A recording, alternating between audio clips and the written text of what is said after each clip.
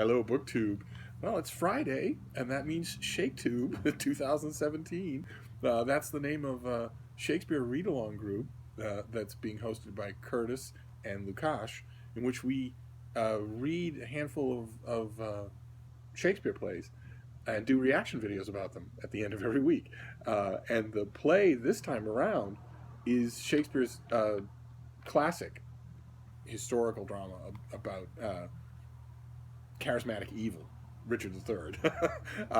And I thought that the video I would make about Richard III would put some history in context.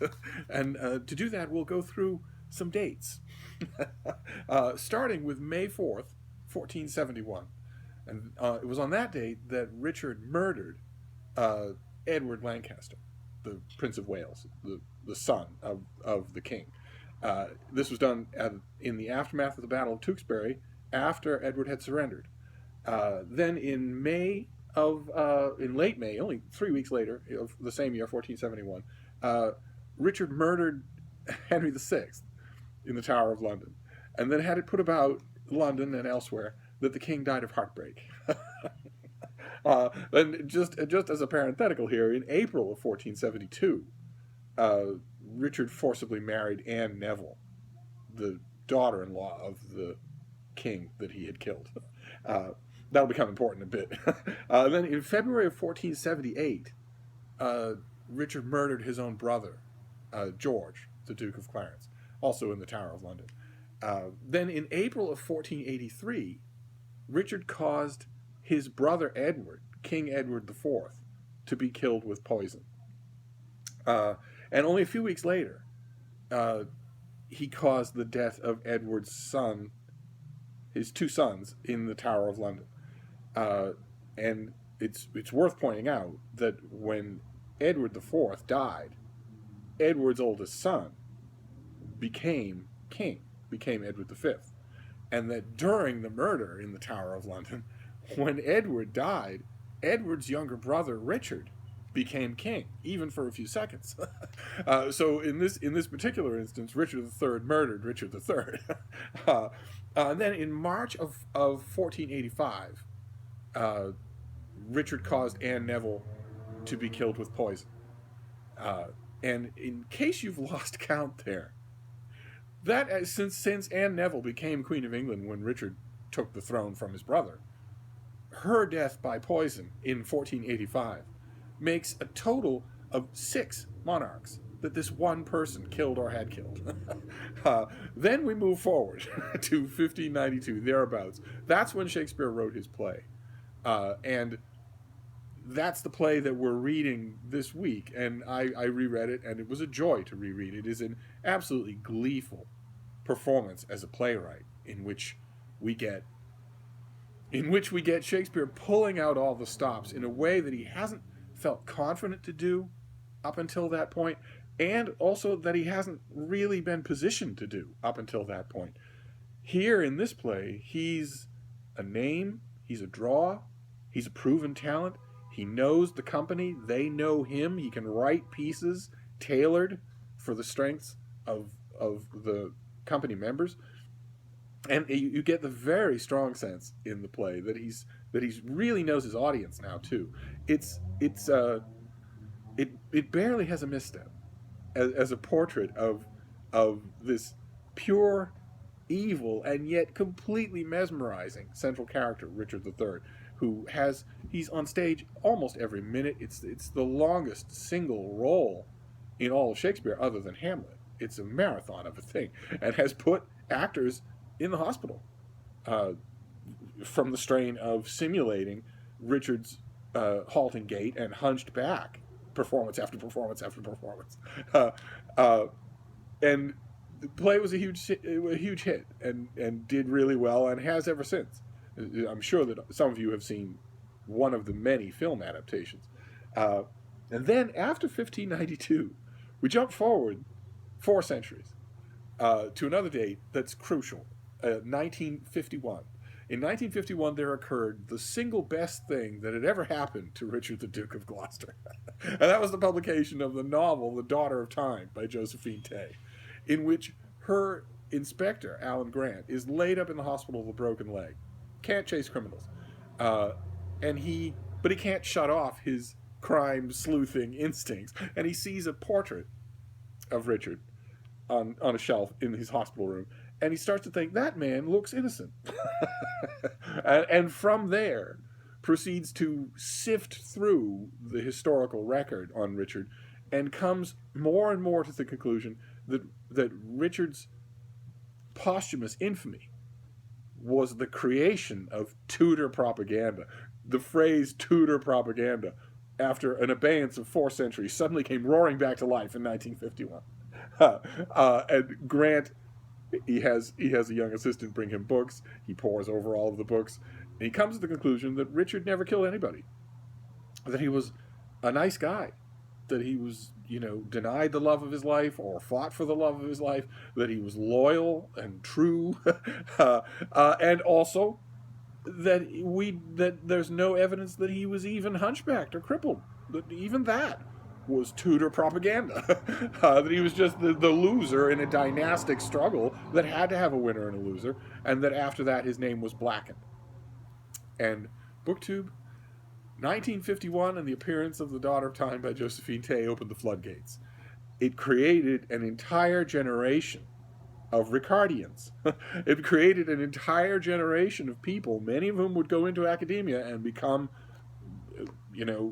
York and Lancaster historians themselves. It created an entire generation of people who were determined to see Richard as a misunderstood anti-hero, a rough around the edges bad boy from the north who never did anything wrong, but who's been maligned by all of the gross adults who've come along and blackened his reputation.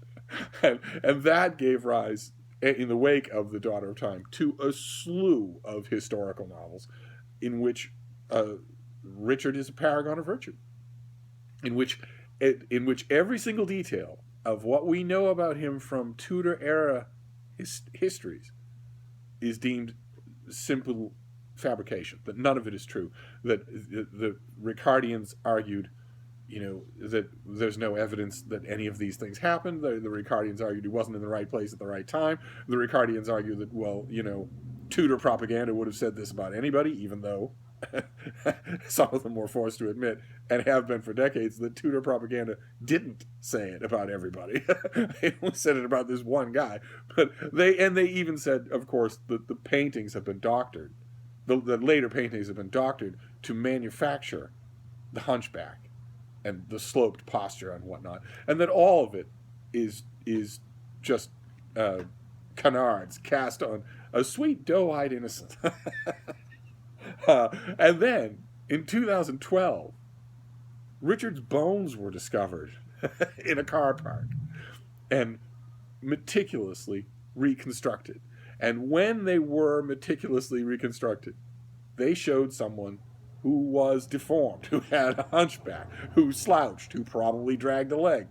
In other words, in 2012, after that reconstruction, the Ricardians, who were still in full throat, there are societies of them, the Ricardians had to say, well, okay, so this isn't a question of propaganda anymore. Physically, factually, empirically, that part of what the Tudors said about Richard was absolutely true, demonstrably true, in the most clear-cut and concrete way imaginable, short of time travel. But that's exactly where they stopped. Everything else the Tudors said about him was wrong.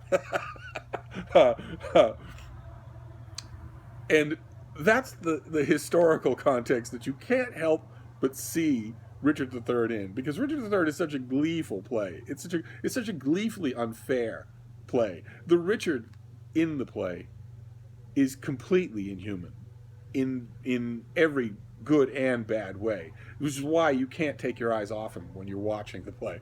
But the point that I wanted to stress, just in this quick ShakeTube video, is that the Tudors were right about everything about Richard. This is a person who caused or effected himself the death of not one, not two, not three, but 6 monarchs.